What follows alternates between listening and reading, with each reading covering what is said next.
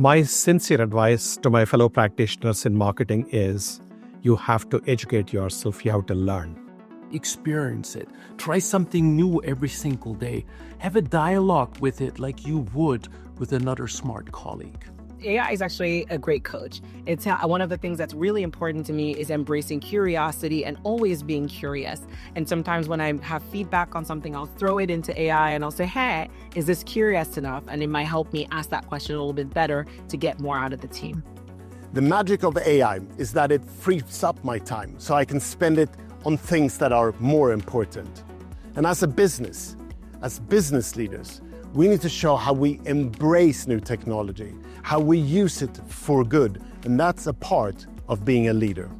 Let the tech power us as humans so that we can focus on the things that humans do best, directing the tech, building the tech, as well as the human-to-human interactions, listening, empathy, creating followership.